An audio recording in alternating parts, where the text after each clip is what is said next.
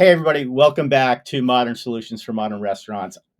Audre Bogoni is a restaurant systems strategist with deep roots on both sides of the industry as both a former operator and now a trusted advisor for brands navigating really complex restaurant tech. So he's working closely with emerging concepts and scaled brands alike. I mean, we're talking from Five Guys and Dave's Hot Chickens to AMC theaters and even Carnival Cruise Lines, right? He's helping them manage dozens of vendors, streamline tech stacks, and implement systems that actually support operations. So, in today's conversation, we're going to cut through a lot of the noise around platform consolidation and getting real about what restaurant companies actually need from their tech. So, we'll talk about why fewer tools doesn't always mean better outcomes. And we're also going to talk about how AI is becoming that connective tissue for smarter systems. So, Audre, welcome.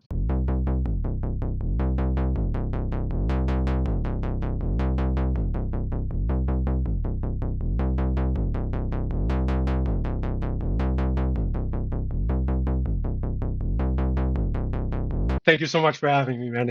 It's a pleasure to be here. Happy to connect. And you're absolutely right. Restaurant tech is supposed to make operating easier. For a lot of operators, that's just not the reality these days.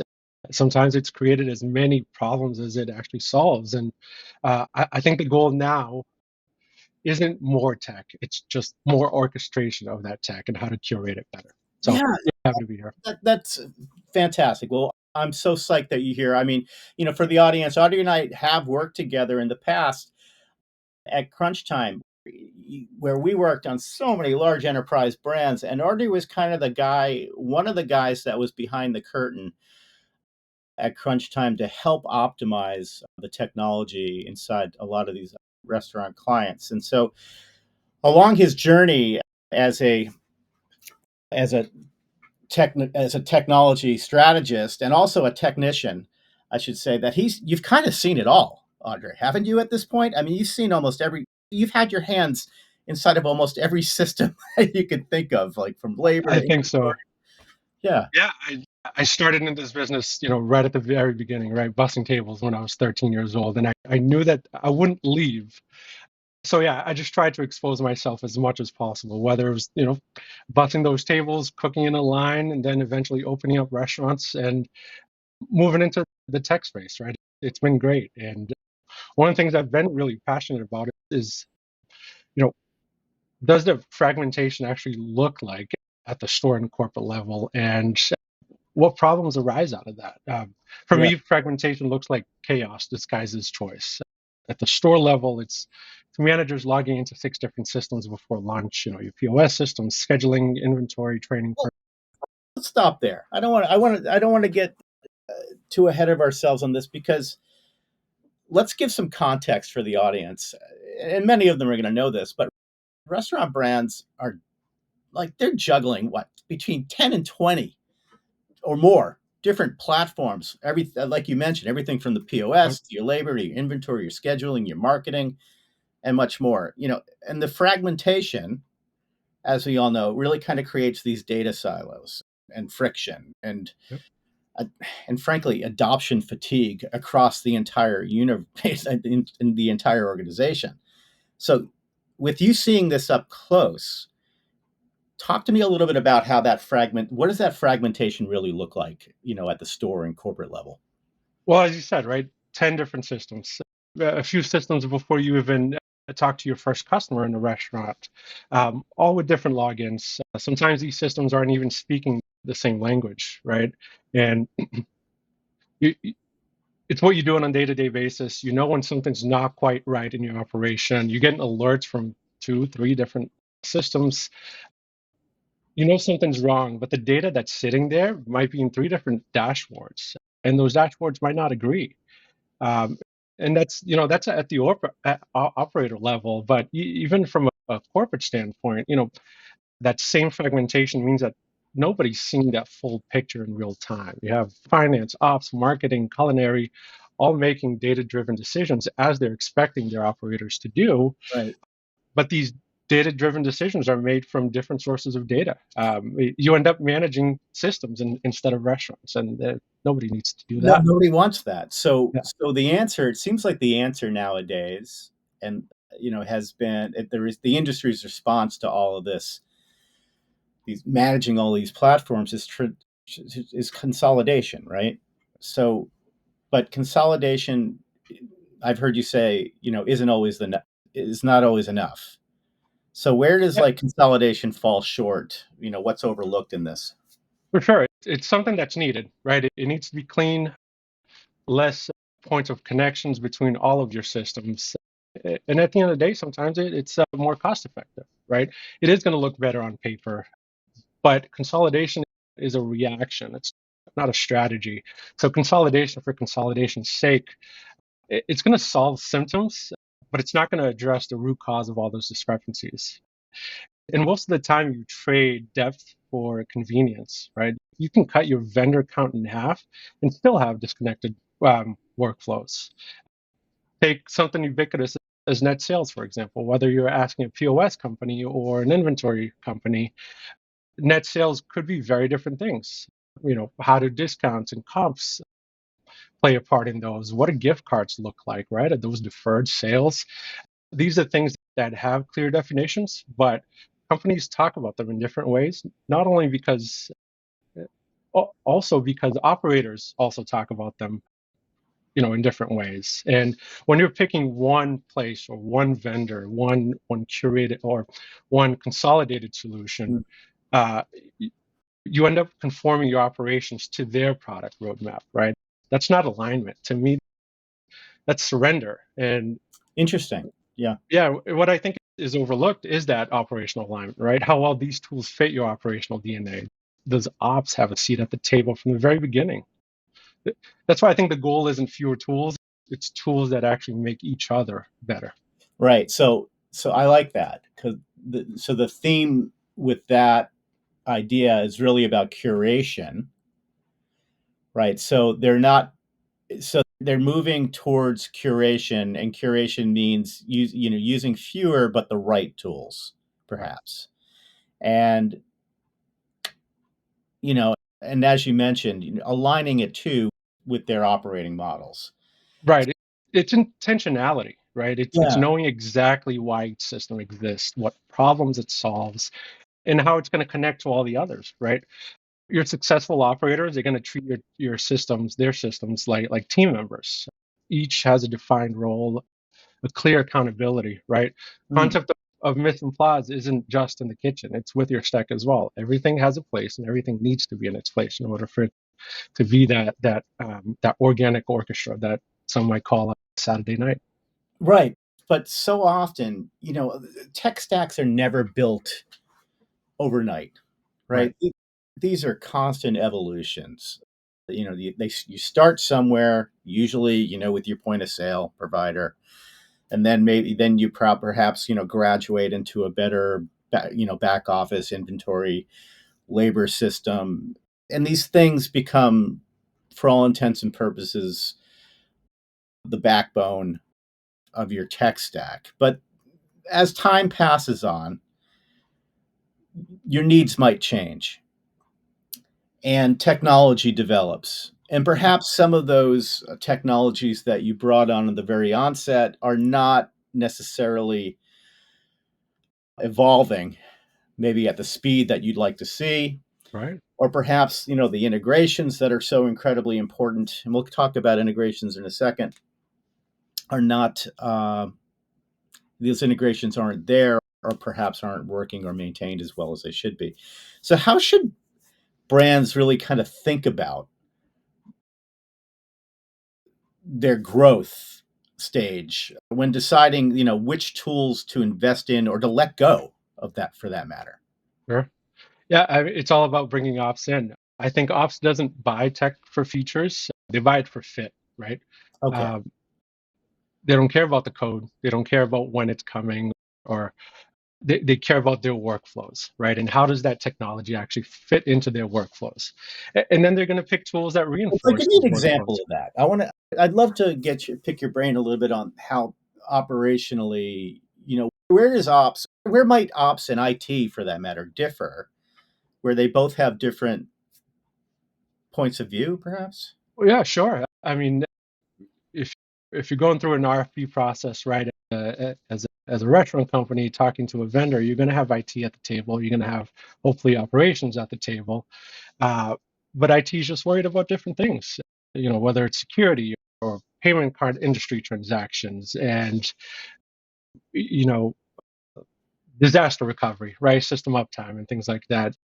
And ops just wants to run their business. They just want to be at the front, making sandwiches, kissing babies, shaking hands, and running their line, doing their thing, right?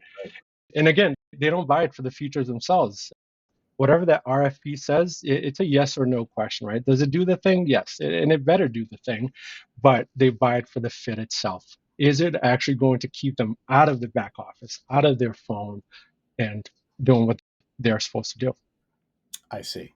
So therefore, yeah. So I mean, it makes sense, And when you look at all of these different techs and different platforms, um, the way that, from marketing perspective, the way that they're positioning themselves is they're trying to, address the pain points for everybody across the C-suite, whether it be ops Right. or marketing or technology or finance, etc. Um, but I'd love to get your I think what you point of allude view. there, Yeah, it's pretty important, right? Yes, you're going to have all the different personas, but there's another compounding layer there that you just alluded to. It's their growth stage, right? How should yeah, brands think about this on their growth stage or concept type when they're actually making these decisions? And I think your tech stack should evolve with your concept's maturity, not your budget cycle, right? Early stage brands are going to benefit from all-in-one platforms where speed and simplicity is going to outweigh customization, right? Your squares and your toasts of the world. But yeah. once you hit scale, right, complexity becomes your tax. And every extra click that you have to do, that's already a tax in your labor, in your sales, in your guest satisfaction. Um, so that's when I think layering the best in class tools actually saves money by reducing inefficiency. And you asked for an example. I'm working with a concept now. They crazy social capital right now. They just sold their company this year for $1 billion. Super exciting stuff. They went from a food truck in LA to the Yep. 20 locations. A few months after that, now they're a 400 location franchise behemoth, right? And yes, they looked for different things at each of those stages, but not only do they have that fluidity when they're looking at the systems, they're asking the tough questions ahead of time. Are you going to be able to keep up with however many locations I'm opening up Right. this year? Right. So I think the key question isn't what's cheapest, what's newest, what's being hyped. It's does this system make It's my operators' operational lives fit. easier? Operational fit really is, I think, maybe that's your bedrock. That's your bedrock layer right there. Yeah, That's all things must go back to that. Yeah, exactly. absolutely. Tend to agree with that. But let's talk about those connections, though. And as I alluded to in my introduction, there's people are looking now at AI as sort of the glue, this intelligent glue that kind of brings things together, right? Where technical integrations in the past have very much relied on APIs, but now AI is emerging It uh, is. It as is. this thing that brings it all together. Can you share any examples about how AI is being used to unify systems and maybe surface insights that weren't possible with traditional Sure. integration? Yeah, I think it's here. I think it's exciting. I think you're absolutely right. It is going to eventually be a glue that connects a lot of these systems together. But there's a lot of hype out there, right? And generally, I have a tough time explaining what I do in with AI agents to Yeah, people that don't use it, right? So right. my my first recommendation is just go out there and talk to it and use it and see what sort of insight it's going to give you, and start small. But I think at the end of the day, today, not what's coming next week or or in a month, right? The stuff is moving so fast, but today AI is finally doing what APIs promised us, and I think that's instead of just connecting systems, it's interpreting them, right? It's not a one-to-one match on a KPI data. It's what does this mean, and does it connect? Like weather, for example. At a company that I worked with, we talked in development meetings about weather and the operational nuances that comes with that, right? When does it get busier when it gets raining? When does it get slower when it gets raining? What type of how does that affect a single standalone location versus a mini mall location, right? Right. Um, a tech company I worked with talked about weather for 3 different years. If this, then that, right? How are we going to get there? What are all those different scenarios that we have to cross-referencing? I think today, through a few carefully selected prompts, cross-referencing your POS data with weather patterns, and Hmm. then have it tell you, yeah, you're overscheduling on rainy Sundays during the early part of the day. I don't think that's data aggregation. It's not visibility. It's just context. It's nuanced context that we are not going to get anywhere else. Yeah, it's true, and I love how that works. I mean, these recommendations. Talk to me about how synthetic data. Yeah. Are you seeing like how synthetic data plays a role in these AI connections to make predictions or insights more robust? That's another thing, because we always talked about, bad data in equals bad data out, right? Yep.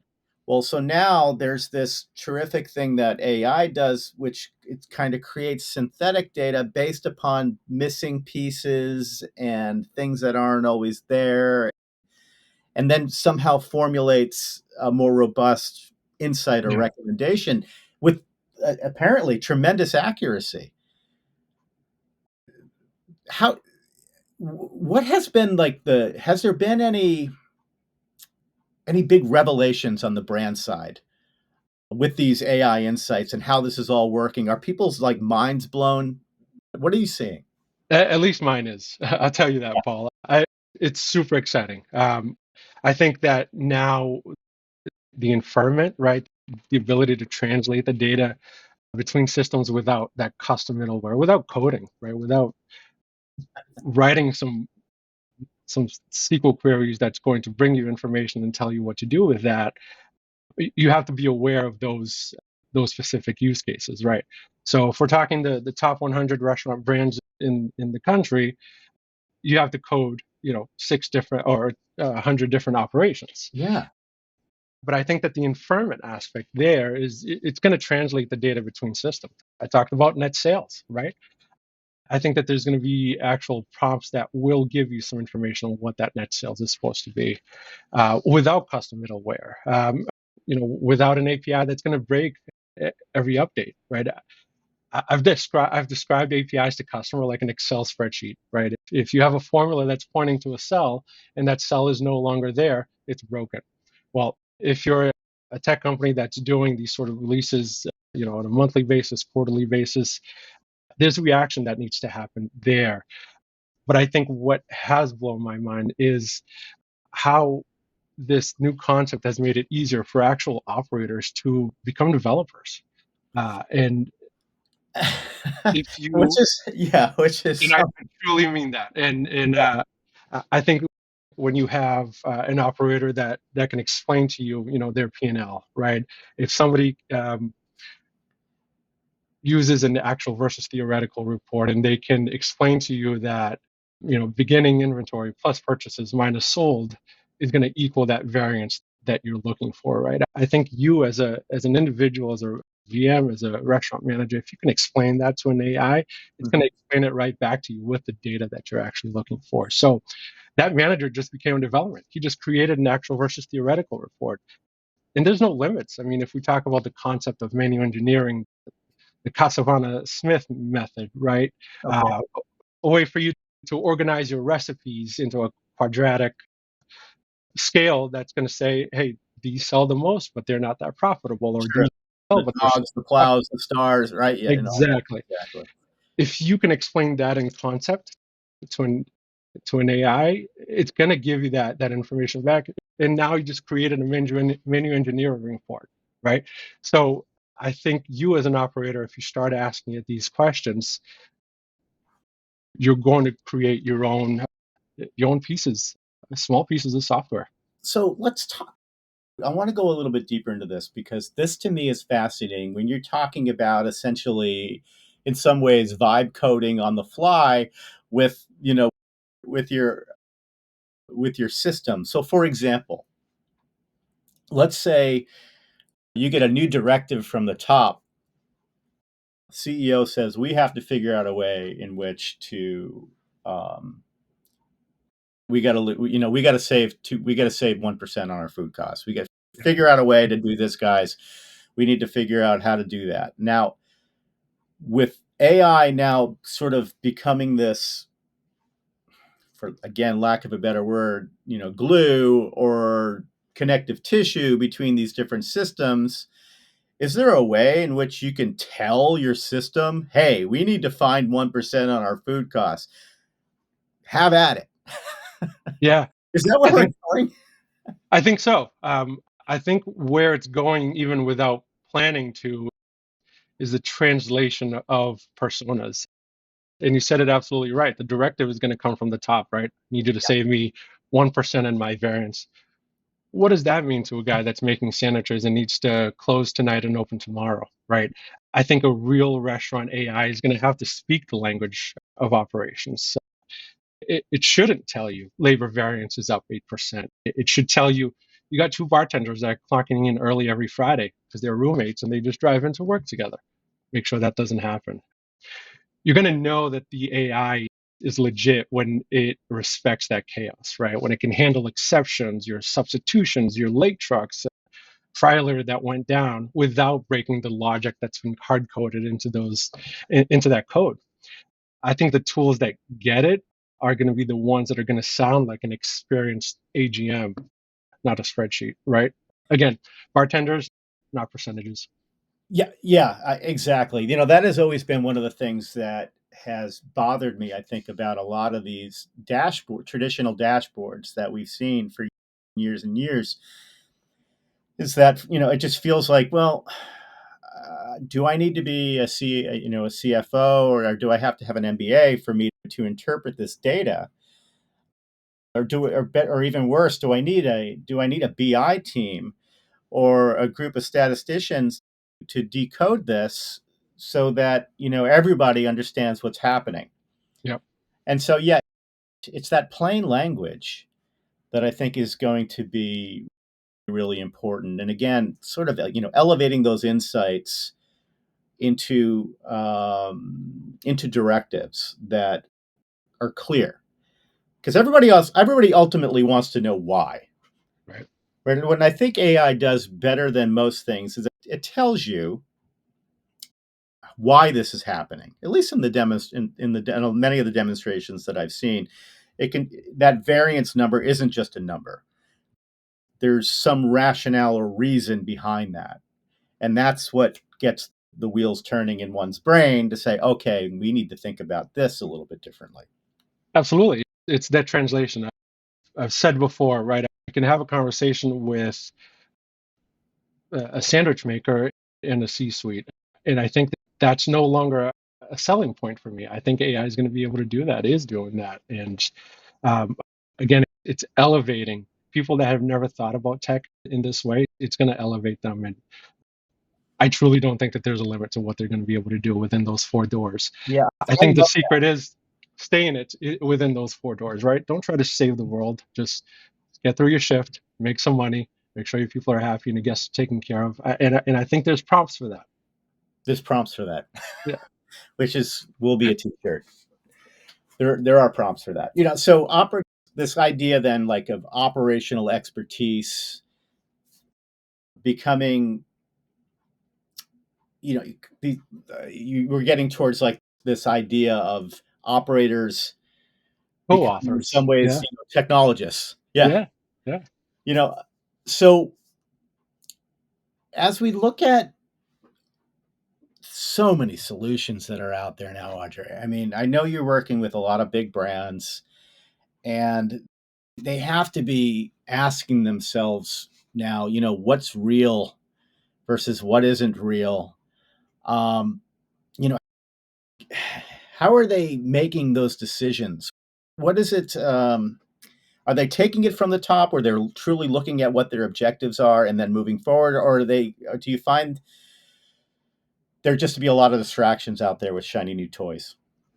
There is, like I said, that there's hype, right? And I think it we get ourselves into a position where we're explaining it to people that might not use it, might not believe in it yet. And I'm a skeptic myself. I don't think it does all the things that a lot of these folks actually say it does. But I think that it can, as long as we start thinking small enough. Um, and I think, as you said, right, operators and technologists, I think that these are essentially becoming co-authors of the next tech stack that's going to be around in 2 to 5 years. And in practice, that collaboration looks like, bringing the kitchen into the design room. Operators shouldn't be testing these tools; they should be co-designing them, and providing that continuous feedback loop. Right? It's not you design it, you set it, and you forget it. No, it's continuously working. And I think the AI, that glue piece of it, is when you stop working towards it, then that's where it's going to stop. And uh, I think the operator there is important, because the best system is going to come from listening to the pre-meal meetings, right? Not the quarterly result meetings. And I think that the smartest vendors out there are embedding these operational advisors directly into their dev cycles, because AI is only going to be as good as the instinct that it's trained on, right? And you mentioned that briefly. Is that instinct being scraped from the endless internet, the Reddits of the world, right? We don't want that. We want it curated. We want it brand specific, and we want it created from the top down, connecting from the top down with all the different systems that you're using. But what you're talking about there, is that true customization. And so you're, am I hearing you right that when, and maybe this is next year or the year after that, but we're going to get to a point where things are going to be so fine tuned to the brand and to the brand's goals that it's not necessarily going to be, a configuration of these platforms, but so much more so a customization of Yeah. these platforms. And that's where the AI magic is going to take place. Where before it was like, well, you can configure it. And how do you configure something? Oh, with a series of on and off switches, essentially, right? Right. Now it's, well, I can tell it exactly what I want to do. And then, yeah. Yeah, exactly right. And there's this example that I like to talk about. It's entrees per labor hour at a fried chicken joint. I think that shift, I digress a little bit. That shift is already happening, right? The smartest move that operators can do right now is to future-proof their data and define what success looks like. And I think that's going to be the key difference. What does success look like within their own operation? Right. This example that I talked about, right? Entrees per labor hour. Paul, what's an entree? What does that mean, right? Especially in a fried chicken spot, right, where you're selling QSR combo meals. Entrees per labor hour? What's an entree? I mean, is a combo meal an entree? Is a side of fries an entree? Is two chicken nuggets an entree? Whatever it is, and I work with a CFO that uses entrees per labor hour across every single brand that he's ever worked with, Okay. and I always question that. I'm like, hey, you don't sell any entrees. What does that mean? And he always taught me it's about finding that baseline, right? Regardless if you actually sell entrees or not, what is your entree within that four-walled operation? And for him, two pieces of chicken was an entree. Regardless of what it is, he kept that baseline, he maintained that baseline, and that baseline doesn't change because it delivers success. It describes success for his operations, right? Right. Right. Regardless of an entree, regardless of what an entree is, your entrees per labor hour, that's going to be a number that you're striving for. And I think that these AI modular tools that's coming. I think the shift's happening now, and these tools in the marketplace are going to reward clean data, open systems, and clear operational baselines. I think those baselines are what's important here, because you're going to be able to measure, you're going to be able to pivot and improve, continuous improvement. So I think that picking vendors that play well with others, that have open APIs, that have modular design, that are transparent about what they do and don't do. Um, when you're talking to a vendor, ask them what their technical debt is. What are the features that are mostly asked by their customers? You're going to see that there's a list out there of 100+ items that they haven't begun to work on. And when we empower these operators to become, solution creators, I think that change and that shift is going to happen a lot faster than we've seen thus far. And I think culturally, getting your team comfortable with AI is part of the workflow, Yeah, because once we figure out what those prompts are and we can duplicate them and find templates within the brands themselves, uh, then there's no limit for the amount of systems we can connect, and a fluidity in picking and choosing what those systems are, and not getting locked down by a behemoth that's got you on a 3-year contract, right? That you have to use those 7 tools that they offer, and they might not want to play nice with others. that's right. That's right. Yeah, exactly. And I think that ultimately that should be very high on the priority list in terms of when you do make those selections for who's going to be worthy enough to be on your stack. Um, you know, it's just become so clear that you need to be open. Yeah. Um, one of the things that I I found really interesting about your background, because you've worked at Crunch Time, you've worked at Harry, you've worked at Food Tech. I mean, you've been an operator, you've been consulting now on your own, working with, like, as you mentioned, some large brands. Um, what in your mind right now, what is top of mind uh, in restaurant tech? Is it this consolidation of systems, and with an AI overlay, or is it something are people still trying to wrap their heads around, how to make the most out of third party delivery? I mean, what are the big pressing issues that you're seeing out there? I think yes. The answer to that is yes. I think that to me, running a busy Saturday rush is a little bit like an orchestra, right? Every station's moving fast, everyone's in rhythm. I think the next evolution isn't replacing that restaurant rhythm, that human rhythm. It's AI stepping in as that conductor's tool Yeah. to keep that chaos in tempo, Well, right? I'm It's just in the going to say baton. this right now. I'm shouting out Curbit. All right, we're going to Yeah, shout out a popcorn client on Curbit who's just, you know, has a big announcement. Let's say with a large chicken exactly. operator. Exactly. But Yeah, yeah, it's that orchestration of that's course. critical. Yeah, and I think that, yes, there's going to be an AI filter on top of everything right now, but I think that we should not have hubris around the fact that it is so easy. I think recent polls, earlier this week, I think National Restaurant News came out this week with a poll that they said 18% just don't. 18% of operators that they've polled don't know what they don't know about AI. They just don't know anything. They're afraid of it, and they know that it's it's here to stay, but there's just no answers. I think that we're going to stay in that within the foreseeable future until we get these small modular piecemeal systems created by operators that are just going to connect. Um, Right. these things need to dance together in order to do the Well, thing. if you were to build, so let's say you're an operator, all right, and let play this game with me for a second. You are an emerging brand, right? You have a POS system. You're perhaps you have a back office of some kind. You're using labor, but you're scaling up now, and you're going fast. And you're starting to see now how technology is such an important part of that scale. what's the one thing that you are most concerned about as an emerging brand that's finding success, that really wants to maintain, a strong operation and all the principles that you've put into place, and you want to see that what's the first thing you think about when you think about improving your tech stack?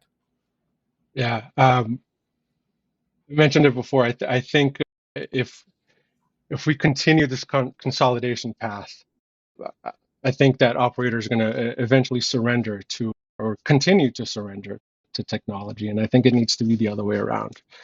And I think that what we have now is the potential for fluidity, the potential for constant feedback, constant learning, in an AI perspective as well as a human perspective. Uh, so my concern is ensuring that folks stay open-minded enough, go through trial and error, because we don't know the answers yet, but it is closer than we think. So keeping an open mind and just trying it, Right. breaking it and Pilot, recreating right? it. Yeah, exactly. I mean, let's try some pilots. You should. I think every restaurant chain should have, should be very open to pilots and constantly testing different solutions, different things, and seeing what works, and being able to evolve like that. So I think that in this conversation, your perspective really kind of reframes how I'm thinking about efficiency, not really as a function of having fewer tools, but having the right ones. Um, I was hoping that you can help me out with anybody that's listening, who's grappling with these decisions. What what's the first step you recommend for operators starting to rethink their tech stack now, to where, I guess my question is, every operator is going to have a tech stack, but I would like to understand from you, what should they be thinking about with their existing tech stack? What do you think they should be asking their vendors right now for, so that they can sleep better at night knowing that the tech stack that they have chosen is going to be relevant and will perform well into the future? What should they be asking their vendors for? Yeah. I'll tell you from my perspective, Paul. We've mentioned it a few times. I started as an operator, right? I've never thought of myself as a technology guy. I've learned all that I've learned just by rolling up my sleeves and clicking buttons, and breaking things, even at restaurants. Man, you know, uh, exchanging a dot matrix printer in the middle of a shift, right? I used to love doing stuff like that. And um, what are the pieces of configuration that made something print here versus there? I was always curious. And I think from an operator's perspective, sometimes the operators are thinking that technology, the development, the work that actually goes into creating a all-in-one solution is a scary thing. It's a different language in a lot of words. Yes, it is a different language, sometimes multiple languages, from a coding perspective. But don't be afraid to ask those questions. Don't be afraid to look dumb. Don't be afraid to try and understand. Be curious, because I don't think AI is just a new feature. I think it's the new computing that we're going to be building everything else on, and we're at a point now where the fluidity is so strong. We just got to keep asking questions. When sort of wading through that hype, that muck, and just focus on the fundamentals of your business. Right? How do you get that sandwich out the door in 8 minutes? How do you make it yummy, and how do you take care of those people that are taking care of you in your business every day? I love it. I love it. Audrey, dude, this is fantastic. Hey, man, how can people connect with you? How can people get in touch with you if they want your help with their tech stack? You are the master of rolling up your sleeves, clicking buttons and making things work. making things, optimizing all of these wonderful programs. How And can very people good at breaking them too. and breaking them? Good. Yeah, so yeah, put your system in, I'll break it for you, and then you can ask some tough questions. But yeah, find me on LinkedIn. My email's in there, my cell phone's in there. Call me if you're passionate about this stuff. I want to talk to you, and the service has never left me, right? So my question to everybody else is how can I help you? I love it. Cool. I'll make sure to put those links inside the episode. Audre Bogoni, man, it's always a pleasure.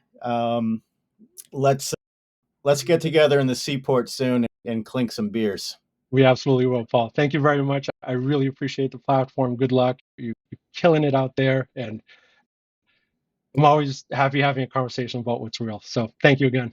Yeah, you're a good man. Thanks, buddy. Ciao.